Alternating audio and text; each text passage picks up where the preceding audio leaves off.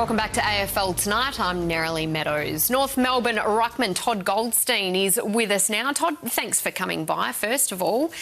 Now, obviously, 2015, you were the #1 ruckman in the competition, a stellar year. Last year, you dropped off a bit. Was it mostly the knee to blame for that? Yeah, I think it was a combination of things. I was really happy with my first 8 to 9 weeks, and then obviously the knees started to play up, and then a few other things started to play up. So a combination of all those things and lack of continuity in my training probably dropped off a bit, and I was pretty disappointed with the last 13, 14 weeks of the season. So that's definitely fueled me into the off-season and hopefully for a better start this year. Is the body now 100% right heading into 2017? Yeah, absolutely. You know, the club was nice enough to allow me a bit of a deload over January and Feb. So, you know, the body's feeling really good. The fitness is really good after getting through the last couple of games. So definitely looking forward to getting into the season, and body's feeling really good. Knees cherry ripe? Knees are fine. I have not had an issue at all in them since end of the year. Good to hear. You said you were disappointed with the last half of the season. Were there any regrets? Were there something that you wish that you had done, or do you wish that you just had to put the cure in the rack?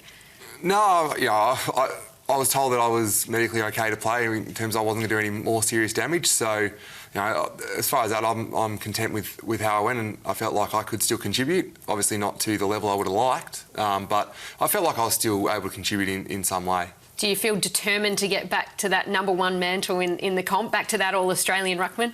Oh, that's not something that worries me too much. It's more about trying to get our footy club to play finals and win finals, and that's the goal. And if you get the other stuff as well, then that's great. But you know, it's playing finals footy. That's what we're here, and that's what's been driving me for the last 6 months. What have you found with the new third man up rule? How are you finding it? Yeah, it's obviously had a few teething issues with the ball touching midfielders by mistake, which is something they probably need to sort out. But you know, it's definitely thrown a different mix, and I think it's obviously allowing the emergence of ruckman again to have a bit more of a control of games and how your team fares. So it's exciting from that standpoint, but I think we still need to work through it and get used to it still, because obviously, as you've just seen on the screen there, it's a bit of an unfortunate one, which you hope wouldn't cost the team a game come the season. Majak Daw obviously needs to take that next step up. What does he need to do in order to do it? I think it's just play with consistency. You know, we don't need him to do the highlight stuff. We just need him to play consistent footy and give us a target deep, because obviously losing someone like Drew Petrie, who has been such a stalwart of the club, and you always knew that, you know, when the ball gets kicked in, that if Drew can't mark, he's going to bring it to ground. And that's all we need from Madge is that contest and giving our small forwards an opportunity. And if he can clunk a few and kick some goals, great. But it's really that contest that we want from him. So if he can do that, then we're happy. Is he under the pump to stay in the 22, given Braden Bruce this pre-season? I think a lot of players are under the pump for round one, and that's the great thing, is that, you know, right now it'd be very hard to pick at 22. We've had probably 26, 27 guys at least that have stepped up, if not more. So, you know, I think there's a number of players putting their hand up, and obviously it depends on how Ben Brown goes this weekend. I think he's playing the VFL and he'll be trying to put his hand up. So, you know, definitely he's in that mix, and I think he would have liked to be a bit more of a certainty, but I don't think any of us really feel like we're 100% going to play. It's how you perform on the track and how you perform in the games. Obviously, you lost a lot of veterans last year, but Jarrad Waite, he was perhaps going to be one of those people, but geez, he fired on the weekend.